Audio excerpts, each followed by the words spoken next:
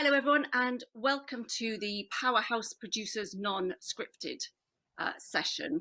And it's not even a powerhouse; it's a power mansion that we've got here today. We've got Sanjay Singhal, who's the chief exec of Voltage TV, Leo Pearlman, who's one of the partners at Fulwell 73, Mark Raphael, who is co-founder of 72 Films, and we're here today on a day when it shows the power of factual, I think, as we wait to hear what happens with Martin Bashir and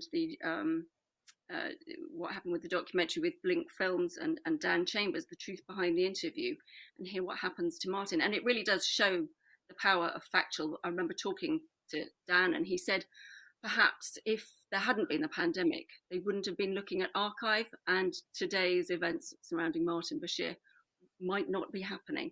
But it's also an interesting time for factual. There's the big sports documentaries which are driving along the streamers, Formula One Drive to Survive, and other big sports docs like All or Nothing, Juventus, which is being produced by Fulwell 73. So I'll just introduce them briefly to you. They really need no introduction, really. They're all big players. But Leo, who has been at Fulwell 73 since 2006, Fulwell 73 obviously renowned for their breadth of shows that they make, everything from Auschwitz Untold in Colour through to the forthcoming Friends reunion. We couldn't be any more excited for that. As well as things like shows like Gavin and Stacey, the forthcoming Cinderella film, you name it, Fulwell 73 is doing it. Dramas like Moondial is coming up as well. And Leo is responsible for the business development and strategy for the group, which he runs with his cousins, I believe, Gabe and Ben Turner, James Corden, Ben Winston, all big names in the business. And then moving on to Sanjay Singhal, again, needs no introduction, worked at the BBC for about 15 years, I think it was. He is renowned for crashing an aeroplane, I think in 2012 for Channel 4 when he was at Dragonfly. When he was at the BBC, he was responsible for, he worked on shows like Newsnight, Panorama, The Apprentice, and before founding Voltage in 2013. And their shows ranging from Big Family Cooking Showdown, BBC's The Factory, ITV's DNA Journey, The Great Plague for Channel 5. So again, a great range there within the genre. And then Mark Raphael as well, who's co-founder of 72 Films. I noticed the big numbers, 72, 73. I don't know if it's the age generally or looking back. Although I do know that 73 comes from Sunderland, doesn't it? It comes from, I think they won the Cup.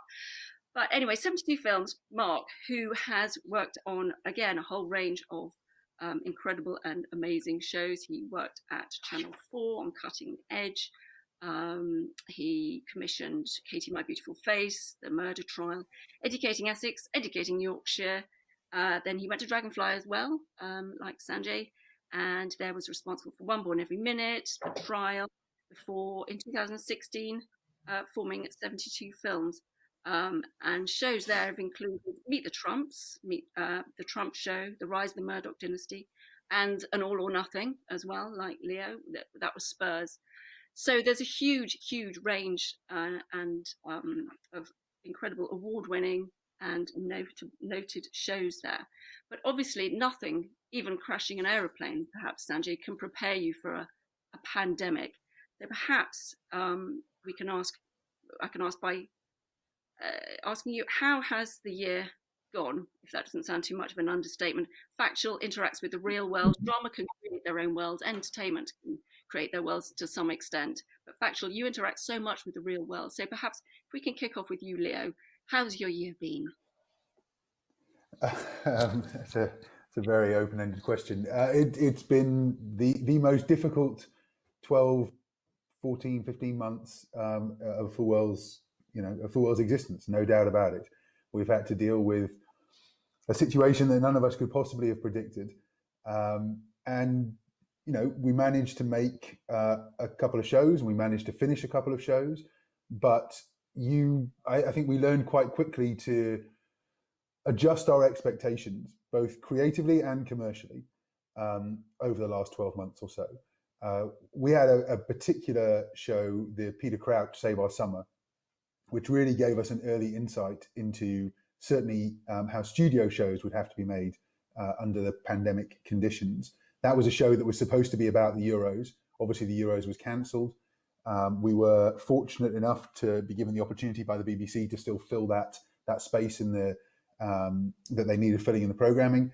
But making that show, that live studio show, or as live studio show, under the pandemic protocols was an enormous challenge for the team. And you, as I said, you just readjust your expectations. The costs are going to be greater. It's going to take longer to do the things you normally would, and you're not going to have the opportunity creatively to do the things that you might have done.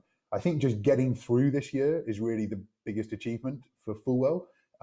Getting through it without having to furlough our staff, but I think most importantly, getting through it and keeping everyone safe and secure while we were filming on the various productions, and protecting the more junior staff and their positions. I think it was a really big deal for us to make sure that the younger members of our team, in particular around the development and production side of the business, didn't drop out of the industry over the last 12 months, because for them, there may not have been another way back in. And so that was our focus. And as well, I mean, you were working, or Fulwell was working on Cinderella, and you had to halt that, and also following the Chelsea women's football team. I mean, Yes, how? yeah, But you did yeah. things. I think you did things like team Pilates and you know 11 a.m. tea breaks or something to try and keep that cohesion We within the had, company. yeah, we had full programs organised by our fantastic HR and newly formed COVID team to try and keep everyone together and feeling still part of the Fulwell family. And again, it really related to the younger staff as well. Most of our older staff, we have families, we have distractions at home. Much harder for the younger members of the team who are just moved to London perhaps, or in rentals or flat shares, for them to suddenly be cut adrift and to not have the security either of an office to come to on a daily basis or of senior members of staff they can lean on. So yes, we organised a lot of events. Every day there was an 11 a.m. and a 3:30 p.m. tea break, which anyone could join. We had Pilates and meditation every Friday, Fulwell events every other week. It was a process for sure. And perhaps if I can move on to you, Sanjay, because you actually did a show about a program about the virus, the race against the virus, the hunt for a vaccine for Channel 4. So obviously that's a commission that wouldn't have happened if it hadn't been for the pandemic. But how did you deal with it being a slightly smaller company? I mean, how not having perhaps the range of resources that a bigger company might have had. Yeah, I mean, look, I think looking back on it, what was it, about 14 months ago? I remember coming back, being away for a skiing holiday, coming back in early March, landing at the airport and thinking, oh, all that was in my mind was we should stay away from that flight that's coming in from Milan. That was it. No one was that worried at the time. And we were feeling incredibly, probably quite smug, actually, because Voltage were going through a purple patch. We had huge number of commissions coming through, busier than we'd ever been, and we had shoots going on all around the world. So we were feeling pretty happy with ourselves and expecting a bumper year. And serves us right, it came crashing down on us. So we lost about half of our annual turnover within 4 weeks of touchdown, right? So it was brutal. It was really brutal. And I'm sure it was for pretty much every business around the country. And trying to, I suppose personally, and I mean, whether people care or not, but personally, I think what I found very hard was that thing about trying to deal with the chaos and the possibility of total failure for a company, and the retraction of teams from all around the world. We had teams in Brazil and in India and South Africa. We had to pull them all back immediately, cancel all productions, cancel all developments, while simultaneously, and I'm sure Leo and Mark would have had the same thing, trying to project a positive, optimistic outlook to your teams, because it's brutal, and you're trying to sort of make sure everyone feels that is still something to play for, and that we will survive as a company, and there's still going to be jobs for everyone. So look, on a personal level, I thought it was a tough test, but it was a tough test for all of our teams and for everyone in it. But I think the good thing, if there was any, was I felt, as always, you're dazzled by the abilities of production teams to prove their resilience and their kind of fortitude. And I think they sort of did an unbelievable job, all the freelancers and staff we work with, in trying to sort of, take time out, like cut down their days, work incredibly hard, be incredibly creative and innovative to overcome the problems we faced. And so the long shot is, having done all of that and having then had a chance to retrench into really focusing on the creative and development and ideas rather than being busy with production. I sort of enjoyed that in some ways, and actually, I think we're now reaping the dividends of that. And so we're now, many more ideas are coming through. They're in fund development, getting commissioned, which wouldn't have happened if it weren't for the fact that we had to sort of slow down all the production. So it was chaotic, turbulent, stressful, as it was for everyone, I'm sure. But I think now I look back and I think we're actually in a relatively good place as a result of some of the processes we went through. And how about you, Mark? What was the biggest challenge for you over the last year, aside from all the protocols and the cost? It's been very difficult to plan. It's quite an unpredictable business at the best of times, so it's been very difficult to sort of work out, how big we are, what we're doing. Managing people as well is obviously harder to do remotely. So yeah, it's been. Look, to be honest, it's been tough, but I suppose, compared to other genres, we haven't. It's not been so bad, and we carried on making our All or Nothing, and we made the Trump show, and we're in production on a number of fronts. So it's been tough, but I think factual, or some elements of factual, have been sort of had it slightly easier than maybe drama or entertainment or whatever. And what do you think the pandemic has taught you that will influence your commercial or creative strategy in future? I suppose for me, I think it's sort of, I feel like I miss the vibe of our office, and I feel that I guess it will be slightly different going forward. I think, it'll be a bit more part-time, a bit more 2, 3, 4 days a week or whatever. But in terms of like how are we gonna do things radically differently? I don't think we are. I still think we're editing remotely, we're working in different ways, but I still think that, being in a room together is more creative than doing it, sort of remotely. So I hope personally that it starts to sort of come back to, how we used to work. But I don't know. I don't think we're going to radically change how we work. 72. How about you, Leo? Because that's the thing. You're trying to run the business and be creative, but how are you going to juggle that now? People have got used to working in different ways. I completely agree with Mark. From Fullwell's perspective, I remember saying to the team about 3 months into the pandemic, and we were in the midst of lockdown, and we were starting to get this vibe from staff that it wasn't so bad working from home, and maybe this was a direction we were going to go in. And I remember calling an all company call and just saying very clearly, Fullwell's not the place for you if you plan to work from home once we're allowed to be back in the office. This is a creative business, creative both commercially and creatively. We're entrepreneurs. We're looking for new ways to maximize revenue, and we're always looking for new creative to make the best possible shows. And the proof is there. That only happens when people are in a room together. It only happens when people are bouncing ideas off each other. It does not happen on Zoom calls. So for us, the biggest learning is that working from home is not something that works for us. We're going to get people back in the office as soon as it's safe to do so, and stick to that moving forward. That's for sure. I think aside from that, we learned that what we already knew, which is that a great story is a great story. When we first started, when the pandemic first kicked off, I remember again having conversations with our HODs and saying, this is such a great opportunity. People are going to be desperate for finished content. Think about the value of some of the content we've already completed and how exponentially greater it's going to be. Think about archive opportunities. And I was wrong across the board because buyers were still looking at the content in the same way, and rightly so. They may well have had gaps in their programming, but they still want quality. You can't suddenly turn around and go, I've got these great archive ideas. Well, if they weren't good enough before the pandemic, then they're still not good enough during it. So what we learned is that a great story is a great story, and you can sit on it and wait, and that's the better way. It'll pay off. And that working from home doesn't work for us. How about you, Sanjay?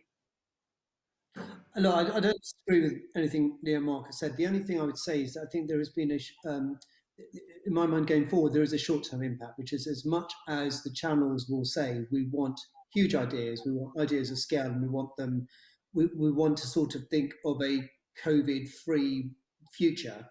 The reality is there are some shows, there's some shows that are of such scale that we were developing in the past that I think there's no point trying to spend a lot of time on at the moment because they simply cannot be made in the foreseeable future. They may excite channels, right? They may feel like, okay, that's a huge, big thing we can try and do, but they're simply not possible. We made the British Tribe Next Door a year and a half ago for Channel 4, which is a very big social experiment set abroad. Couldn't make that show now. You can't make Race Across the World. You can't make Hunted or The Island or The Apprentice. So there's no point us, I think, at the moment developing ideas like that right now because I think they are a hostage to fortune. So I think the only impact, I agree totally with Leo that a great idea is a great idea, and that's fundamentally that's all we're going to be after. How do we innovate and how do we tell great stories? But at the same time, I think it would be foolish to try to imagine that we can still bank on the exactly same sort of free roaming access and ideas that we had before, because at the moment, for probably the next 6 to 9 months at the very least, those shows can't be made. I mean, that's the thing, isn't it? If you're doing a travel log, you're doing one of those shows of big scale, you've got to know about the travel and the COVID situation around the world. I mean, your company's having to juggle all of that as well, try and keep on top of all those kinds of situations it would be an incredibly difficult task. But at the same time, there is a lot of talk about, as you mentioned there, Sanjay, about ideas of scale. There's a lot of talk about premium factual at the PSBs and Sky. How do you balance that appetite that there does seem to be for factual series of scale with the situation now? I mean, are you just saying we've got this great idea, we're going to come back to it post-pandemic, in the meantime we're focusing on something of scale but within the territories that we can work in? Is that for me, Tara? Yeah, maybe if we come back to you first, Sanjay. I think, don't get me wrong, there is an appetite for ideas of scale and we want to meet that demand. And therefore, I guess that's why we're all in the business. We want ideas that get talked about and are audacious and difficult to make and, are audacious and ambitious. I guess the point I made, and that is definitely a call. I think I think it feels to me, I don't know if the others agree, but it feels to me that there are sort of two planks which broadcasters are going down. One is it's sort of cutting out the middle ground, really, isn't it? One is like, how do we get really noisy, big, loud, expensive, going to make an impact sort of programs that are high value? They might be called premium, but fundamentally, what does that mean? It just means they're putting more budget, they're stacking the chips up higher on those shows. And then there's probably, well, to pay for that, we need to then sort of have also a raft of much lower cost programming that can run at volume in order to pay for the more expensive programs. Well, I think we all know which side of the ticket we want, which programs we want to make.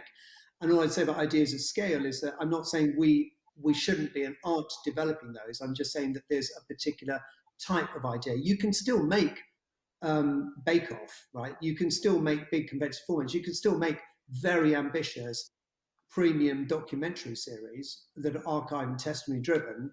What you can't make is ideas like Hunted, right? What you can't make is ideas like The Apprentice at the moment. So I guess what I'm saying is my focus is on how do we make ideas of scale that can be made right now and in the foreseeable future, rather than trying to develop ideas that we would have done maybe 18 months ago, because we could dream up whatever we wanted because anything was possible, and just facing the reality that some of those shows can't be made right now.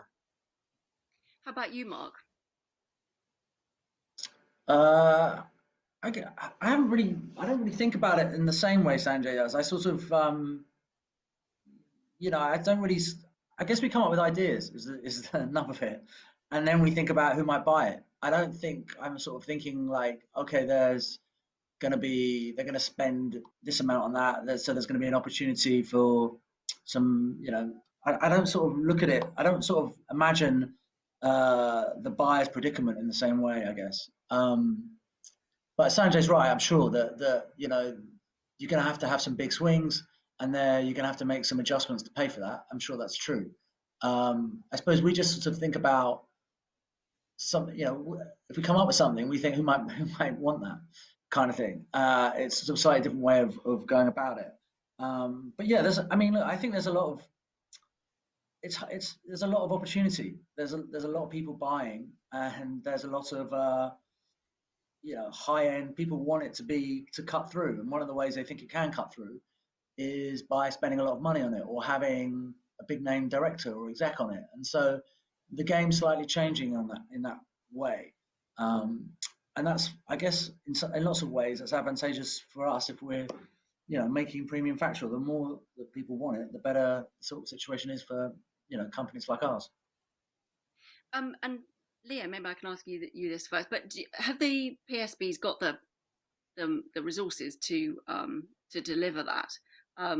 There's so much, as Mark was just saying, so much competition out there. Can the PSBs do that? Can they still compete in that arena? To be honest, when it comes to the big swing ideas, we're more aligned with the US networks and the streamers, which is not to say that there aren't big ideas that the PSBs will buy into. I just think that often our first port of call is the US or global streamers when it comes to those big swings, or certainly has been over the last 2 years or so, 2 or 3 years. The advantage with the streamers in particular being that they're looking so far ahead in their scheduling, when they're planning rather than scheduling, that you can still be, to Sanjay's point, which strategically makes perfect sense, you can still be talking to those streamers about the big swings that may not start filming for another 6-12 months. But yeah, it's a challenge for sure right now. How about you, Sanjay? Do you think that as well? Obviously, you've got some great returning shows like Inside the Factory as well. I mean, do you think that the PSBs can still compete? I think the PSBs can find the budget for big plays if they want to find them. DNA Journey is not a cheap show for ITV. British Tribe Next Door was not a cheap program. SAS is not cheap. Ireland is not cheap. Hunted is not cheap. Do you know what I mean? Fundamentally, if I think there's plenty of examples of where the streamers, I think, if they really want an idea, can find the money for it. Um, but evidently, our biggest, most ambitious ideas at the moment that are in development are generally in the US or with streamers. There's no question about that. I think what's a challenge probably for the PSBs is that Mark might have some insight into it as well. Is when they I think the ambition is there, but the budget isn't quite there. So what they then want is, if they want really kind of high level, brilliantly told documentary series that have the same kind of production values you might get on a streamer, but they don't have the budget for it, they're sort of increasingly looking to you, the indie, to go and find extra money or sink a lot of your distribution income or bring in co-production. And that, I think, is traditionally the way people have done it, but it's time consuming and tedious, right? And obviously, it is much easier for you if you can go to uh, a buyer or a partner that's going to fund the whole thing outright in some ways. So, in short, I think the thing is, yes, I think the PSBs can play some big bets. They will continue to do so because they need those shows that give them that sort of channel defining reputational edge. But I think the world in which they operate is becoming harder because the streamers have almost unlimited money to throw at the same ideas. You agree with that, Mark? Yeah, I do. I mean, I think I don't know. I think that if I was a PSB, I still think there's a lot of ambition there. I still think you can be ambitious. I still think Iraq was an amazing series, and I'm sure if I was a streamer, I'd want that show. And so I don't. Um, Yeah, I don't know. Genuinely, I'm not commissioning anymore. But if I was there, I wouldn't necessarily think uh, the streamers have got all the money. We're in a difficult position. I'm pretty sure I wouldn't think that. I would think people want to work for the PSBs. We know where all the creative people are. You know, if we want to do an idea, we can find the money. I guess, you know, the truth of it is that some of these organizations have incredible amounts of money. So there is a slight disparity, as Leo and Sanjay say, but I wouldn't dwell on that if I was at the PSBs. And I personally find that, you know, they do still want big ideas, and they do put their hands in their pocket if they really want it. Yeah, I mean, it's incredibly hard, isn't it, when you've got MGM, Amazon, Discovery, Warner, those big kind of deals going on, and the big money being thrown around to compete with that. But do you think there's sort of an endemic kind of loyalty as well, and a sense of not duty, but a sense of wanting to conserve the preserve the ecology of the British public service broadcasting system, which means that the big, indies who've made loads of money but may have started off their career at the BBC want to preserve that. So they might do, say, Andrew Davis used to do shows sort of like not a lost leader, but for reputational reasons. They might do a PSB show, but also because some of them are very specific. Say, Sanjay, you're doing the trial of Louise Woodward, aren't you, think, for ITV?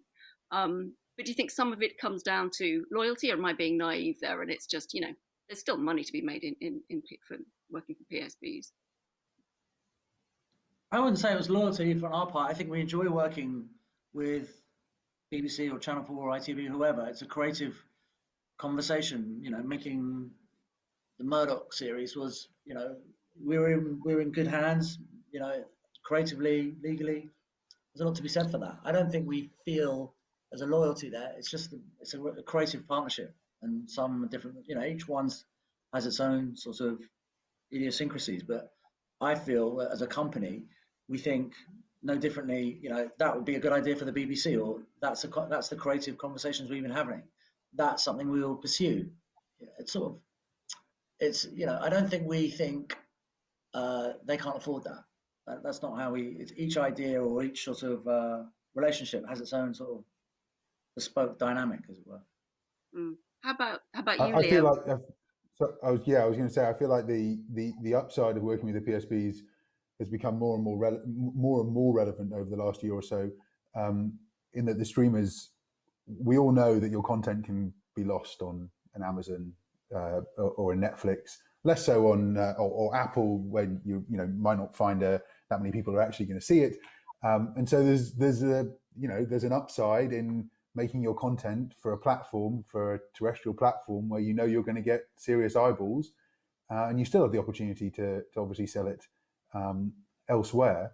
But that's not. I think that the tide is turning slightly though on the commercial terms as well. I know that the streamers have incredibly deep pockets, frighteningly so, and they'll often be our first port of call for big ideas, because we do think about it in terms of the PSBs not having the same budgets available.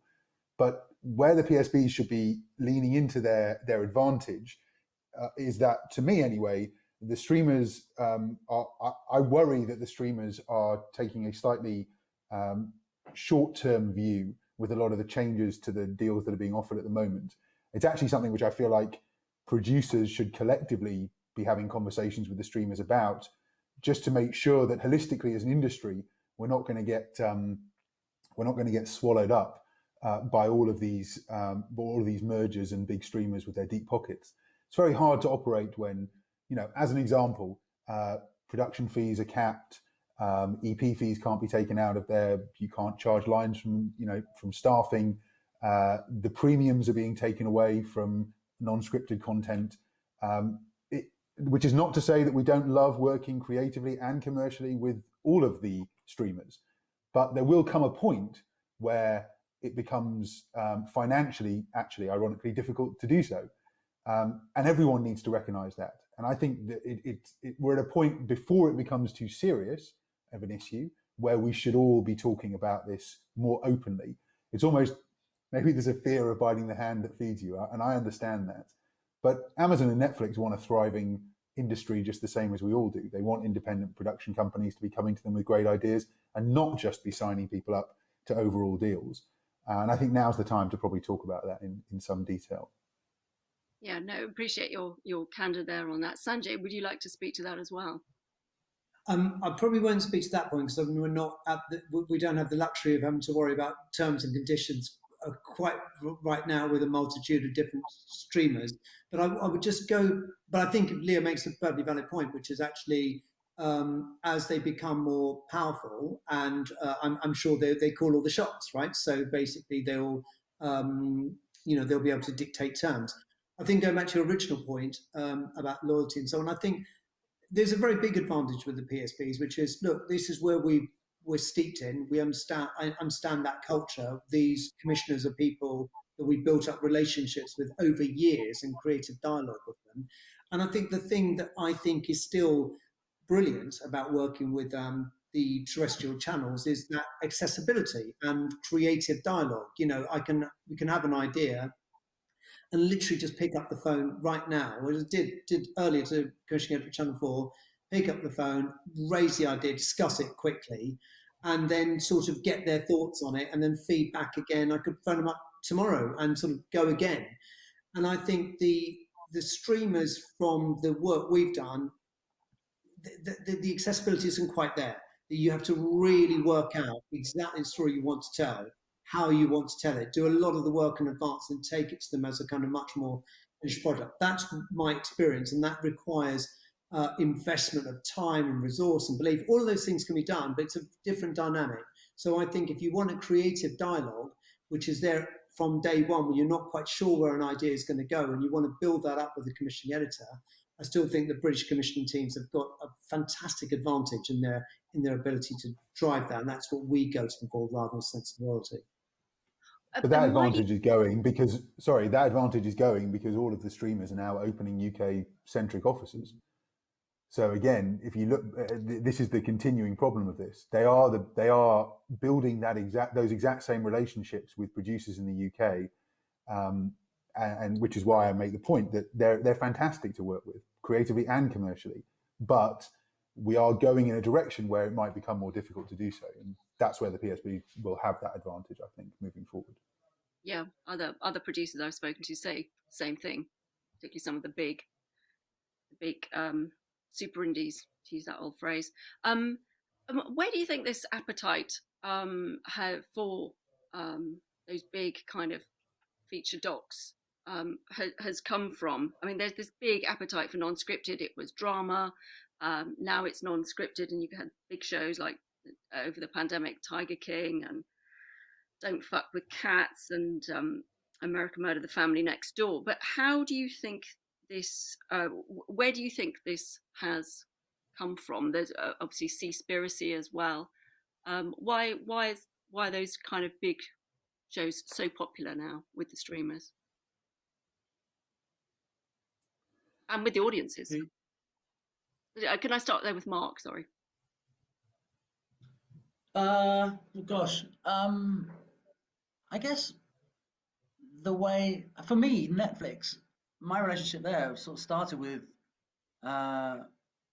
Making of a Murderer, and that sort of 10-part documentary was a sort of new thing. I've seen The Staircase, which was a sort of similar shape, but it was innovative, and I suppose that was my entry point. And so I suppose I've always associated Netflix a bit with high-end factual. That was my psychological sort of relationship with it. I guess shows like OJ winning an Oscar, that was a sort of an incredible piece of work.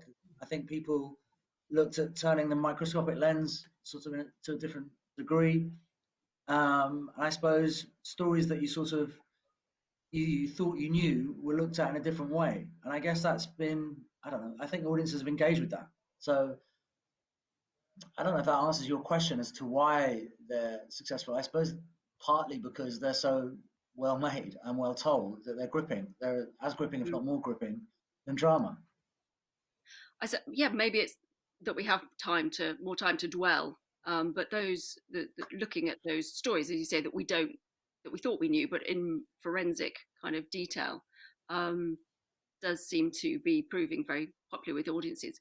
And just turning to you, Leah, do you think single documentaries? I mean, they're often mentioned as being under pressure, and now obviously BBC4 with what's happening there, and I'm thinking here of Ross, which Fulwell made and did very well from.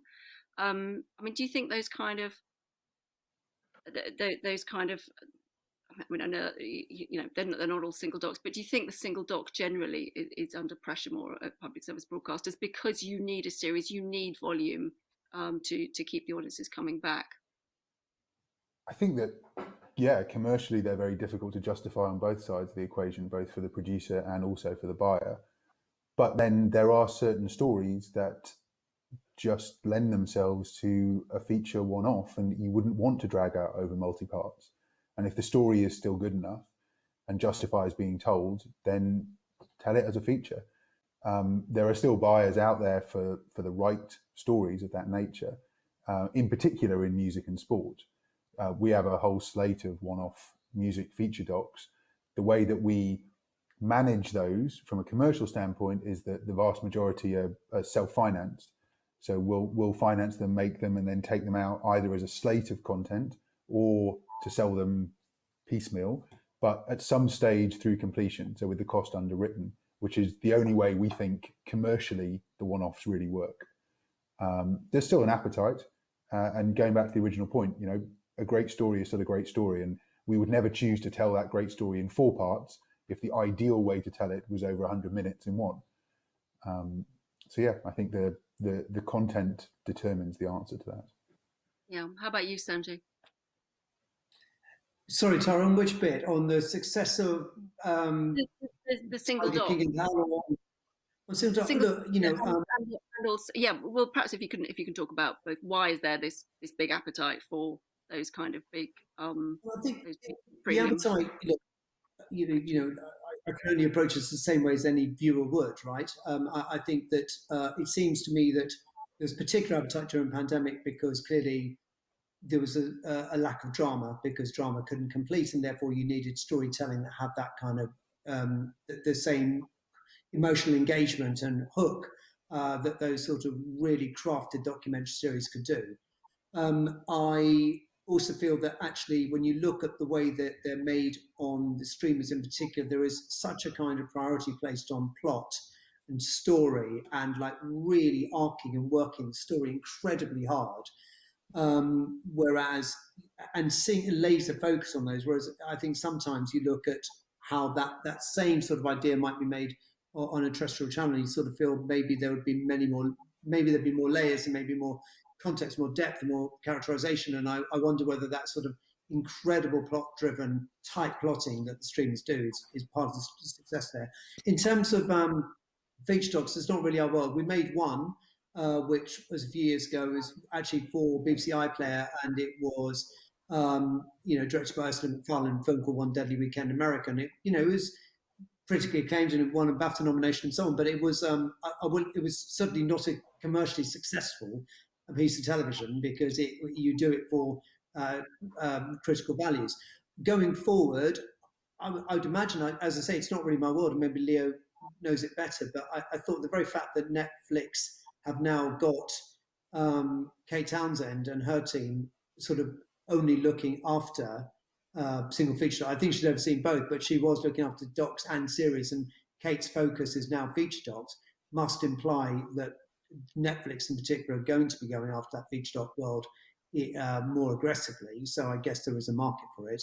But I don't know how much. I think Leo would be much better placed to talk about commercial viability of those feature docs. Leo, do you want to come in again there? Yeah, as I said, commercially they're never as or very rarely as successful or have the same demand as the series. And just going back to your point about the increased audience for docs, both feature and series, I think that docs a couple of years ago were still seen as something that you put in the corner. There was no water cooler conversation around documentary. And that's just because you had to go and find a documentary to watch it. It was difficult to find good documentaries, or you have to go to the cinema to watch it, or you'd have to find it online. Whereas now, because of Netflix and Amazon, Apple, Disney, etc., there's a proliferation of them, and you're being pushed to watch them. So they have created their own market in that respect. Especially some of the examples you gave, Tiger King, Don't Fuck with Cats, etc. Those are not the big IP documentary series like The Last Dance, which would always have been made and always found a huge audience. Those are one of a huge number of documentaries that Netflix pile onto their platform and hope that you're going to come across, or rather, the algorithm drives you to them. Yeah. So I think they've created their own market for this content, and which is great for all of us. Yeah, absolutely. Just to say to the audience as well, in about 10 minutes, we're going to come in to ask some of the questions which you've been putting into the chat. But if you've got any more, please do put them in there. We'll ask them in about 10 minutes or so. But perhaps if I can ask you, Mark, first of all, what's your sort of verdict on non-scripted at the moment? Which areas do you think are the most kind of saturated? Which are the areas you think are sort of ripe for reinvention? And perhaps you can also talk about formative factual and fact ent as well at the streams as well, and bring that in, perhaps, the appetite for that. I'll try.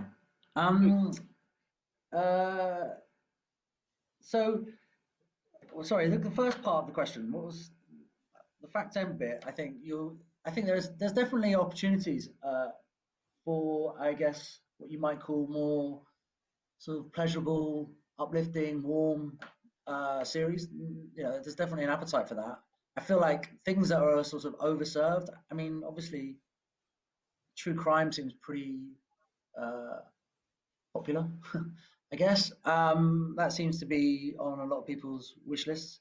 I mean, again, it's sort of like, it can be a little bit like, I think the old analogy was a sort of a kid's 11-year-old's football game. Everyone's chasing the ball, going after the same kind of ideas. I don't think, as a company, we don't really think like that. I suppose I don't think we're deliberately sort of counterintuitive either. I suppose it's, you sort of see trends, and sometimes you can think, oh, this idea is going to fit there. That's, that seems to be hot at the minute. People are after this kind of thing. But I guess true crime seems pretty much most conversations you have, most people are sort of interested in, have you got a true crime idea? So I'd say that's sort of oversaturated. I don't know what's underserved. I don't know what I'd say there in that one. I haven't, I guess, like I say, I don't think we think as a company, no one's making a show, or no one's made a show like this for a while. Let's go into this territory. It's more, it'll come from a conversation or something someone's read or whatever. We don't sort of forensically look over the schedules or the platforms and say, well, what they're missing is this. I don't think that's how we do it. How about you, Leah? Sense? Yep, absolutely. What are your thoughts? I don't think anything's over or underserved, because there is such a proliferation of buyers, and so many of them got such deep pockets, and their appetite will change on the basis of a particular show in a particular genre being successful that week, and suddenly that if you could put something similar in front of them, they'd probably pick it up. So I think we're probably similarly minded to Mark in that, great ideas, great content, and it doesn't, although true crime, there is so much true crime out there, as Mark said, we're still being asked by every buyer to come to them with their true crime ideas. So oversaturated, undersaturated, I just think there's a huge appetite and desire for great unscripted content, and long may it continue. And how about you, Sanjay? Yeah, no, I think that's right. I think if it's oversaturated, it's because it has been proven to be successful, right? So there's a plethora of true crime, medical and police access, dating shows, competitive formats, because they all rate, and therefore they'll all continue to be in demand because they rate. And if they're undersaturated, it's because they don't rate and they haven't rated in the past, and therefore until somebody reinvents them or finds an interesting way of making them appealing, they will remain underserved, right? But as Mark says, the minute somebody, no one was doing dating shows really, were they, until 2020 came along and did first dates, and now you can't move but for dating shows. So I guess the thing is, there will be many genres. I suppose our challenge is that how do we find, idea first? How do we find an idea that we're really interested in, then convince the broadcaster to say, okay, and that's the risk, isn't it? That's the challenge. You might find something you think, okay, this is a really interesting world. We want to get into this world, but because no one's done it before, that actually makes the broadcaster even more risk averse, because they say, well, why are we going to do this? Because no one's done it before. So there's that. In terms of fact tent and so on, I think, yeah, look, I mean, some of the biggest shows, when you look at Netflix and stuff, one of the huge shows is Too Hot to Handle. They've doubled down, to use the phrase, on shows like The Circle, even though it's been cancelled by Channel 4 or whatever. There are some colossal plays being made by streamers in many different genres outside of pure documentary. If you look at genres like big scale specialist factual, natural history, whatever else, these are kind of massive growth areas outside of the kind of narrow world of documentary stories. And so I think it's an exciting world. I think it's an ever expanding world. I think it's going to be a much faster growing world, that genres, because I think they've proven to be successful time and again on terrestrial and on streamers. Yeah, and also, I mean, I guess you're now renowned for being in a particular area. Just talking to you first, Sanjay, there, but does it help if you're renowned for one particular type of programming, or do you just have to be multifaceted now? As Leo was saying, you have to be able to move quickly and hop from one hot topic to another. So perhaps if you can sort of talk about that, but also tell us a bit about the shape of your development slate without giving any state secrets. Come on, Sanj, tell us.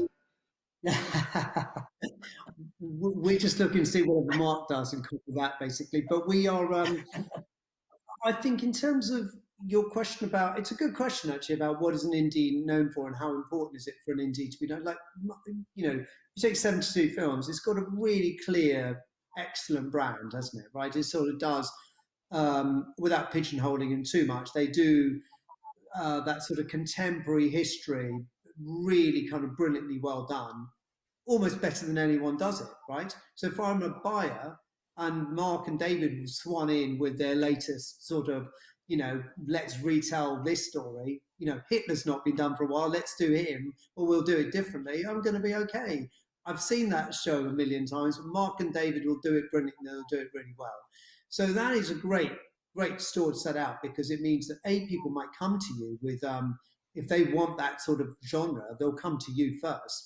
And secondly, it's an open door. If you come in with all the confidence of having made award-winning programs, and now this is the next one, well, people are going to be, I want you to bring that to us. I suppose the thing is, we operate in a slightly different way, which is, and by the way, I don't think either way is right or wrong. It's just, I think they reflect the taste and whatever of the people who found and run a company. I suppose we're very eclectic, and I suppose I'm less bothered about what the genre is and more bothered about what the idea is at its core. To give you a really quick example, for instance, when we started Inside the Factory, it came with Tom McDonald, who's then head of Specialist Factual, saying, what about a documentary series? Because that's where we started at Voltage, trying to make sort of documentaries, observational docs, leaning in from what we did at Dragonfly. And he wanted an observational documentary series set in a pie factory. So we went and checked it out, and it turned out they were really interesting places, but unfilmable because they were so loud and noisy and just didn't lend themselves to an ob series. And we came back in and said, okay, what about if we put it as a presenter and make it a travel-along? And then it sort of changed again and became Inside the Factory. That's where it started. So my point is, almost what interested me was, how do we make a program about working class Britain that had a different tone and that could actually be centered in and around a place like a factory which you hadn't been to a while. The fact that it ends up inside the factory is to me interesting, right? But I'd say that doesn't happen unless you've got the elasticity and the ability to sort of cross genre. So I don't like being pigeonholed. I hate it. and I like the fact that we can generally try and innovate by taking a core idea and what's the best way to express it. Because Leo, you're doing, I think, is it Newark Minutemen? So a drama which I think has been optioned by Full World 73. Is there? So I mean, you've got Full World 73 has got enormous breadth. Anything you can share from what you're got in development at the moment? Well, I can say that the big push for us is certainly in the scripted direction. We've got Cinderella, obviously, which we finished. We've got a series on in the US, which launches on the 14th of June. And we've sold a number of shows subsequently that we're currently developing or have writers attached to. So yeah, scripted is the big push, while at the same time keeping our eye in, obviously, on all of the unscripted that we're still working on. But yeah, to the previous question, we're completely agnostic when it comes to genre. We started out in the business being told very clearly by everyone who knew better than us that we should completely pigeonhole, that we made In the Hands of the Gods. It was a sports doc, and that should be our direction. I trained as a lawyer, and that felt like being told that I should go and be a lawyer again. So we ignored all that good advice, which probably was good advice at the time, and decided from the start that we were going to be driven by the creative. And if it meant that we ended up in short form content, then fine. If it meant that we ended up in scripted drama, then also fine. I think as long as you have a kind of USP that you can hang the company on, then it doesn't really matter which genre you're going in. And Mark, as well, if I can ask if there's anything that you could share, and also wrap in there with the questions from the audience, which is that there's been a lot of comments over the last few days about the shortage of talent and crews as the industry opens up. It's a big talking point for the industry. Do you share that concern? To some degree, I guess. For us, I think the people we try and find, or the hardest to find, are editors and archive producers. Are both some thin on the ground from 72's point of view. That's who we struggle with. In terms of what's next, we're coming up with ideas. We're trying to get them away. There's not loads to sort of. There's no state secrets. Want to really let out the bag right now. But I mean, as Sanjay and Leo have been saying, there's lots of opportunities. So it's sort of being strategic about which way to take your idea and how to sort of which person to put it in front of, basically. There's quite a few questions, so I'll do a few quick fire ones. To all three of you, if you could have exclusive access to one individual company, who would it be? Let's start off with you, Leo, because Full Well does have access to a lot of people already. Wow, that exclusive access to one individual or company, who would it be? God, I don't have an answer for that. I'm not sure. You've done them already. Sorry? You take them all off.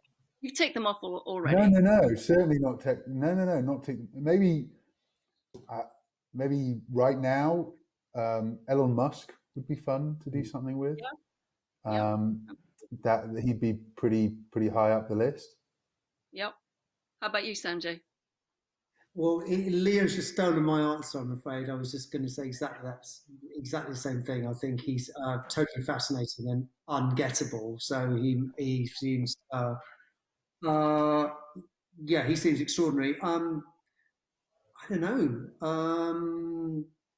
It's a really good question. It's a really tough question. I suppose I'm trying to think, which company would I be fascinated to watch? I'm just trying to think. I don't know. I'm going to wait for. I'll let Mark. I'll take whatever Mark says. Okay, Mark, what would you say? I enjoy watching the All or Nothing, so I'm looking forward to watching the Juve one, and having access to Mourinho was fun. Maybe Jurgen Klopp might be a good show. I don't know. Who knows? Yeah. That'll be fun. And talking of which, actually, and again, a quick fire one. Someone says they could see a book on your bookshelf, Mark, behind you on Stalin. How do the three speakers describe their own leadership style and what gets the best out of their teams? start with you, Mark. I'm in the office. It's not. I'm not. We're doing a second series of Rise of the Nazis, with which focuses on Barbarossa. So that's that. What's that? Probably been some research. I would say my style's more Phil Jackson from the LA Lakers, if that makes any sort of Zen master. I don't know. I don't know. I haven't got a particular style. I don't think. How about you, Sanjay? Wow. Um, you know, Big Sam. Big, Big Sam's great, just trying to avoid relegation at all costs and usually failing. Thanks, Mark. Fuck you. Uh, uh, Mourinho more, maybe Okay, the great days are behind me, still hopefully a little bit in demand. Maybe there's still good to come. the chosen one. How about you, Leo? I think we believe generally at Full Well about empowering the staff as much as possible, giving them the opportunity to be as creative and commercial as they possibly can, trying to put as few barriers or walls around them as we can, and just to keep everyone excited and motivated. I think you get the best out of people if they feel like their work is being appreciated and that it's meaningful.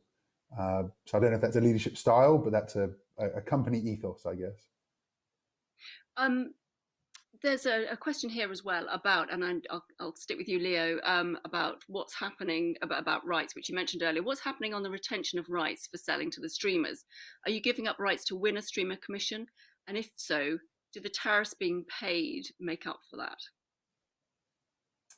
Well, I think most people, most producers, and certainly anyone who deals with the streamers knows that, if you're going to do a global rights deal, then yes, you're giving up all the rights for that particular piece of content. And whereas, as I mentioned earlier, whereas previously there were premiums baked into the deals with the streamers to make up for the fact that they were taking all rights and there'll be no other revenue stream further down the line. As the streamers have matured and rightly from a business perspective for their own companies feel that they don't necessarily need to be as generous anymore, those premiums have gone. So effectively, you're getting a production fee for and fully financed, which is a huge benefit for all the rights for the content. Do I think that they? Sorry, the second part. Do I think that they the tariffs make up for that? As I said, having your content fully financed is the benefit, but no to the second part. Talking of which, there's another question here. If you've got any interesting tips that you could share regarding the financing of feature docs, maybe I'll ask that of Mark first. No, is the short answer to that.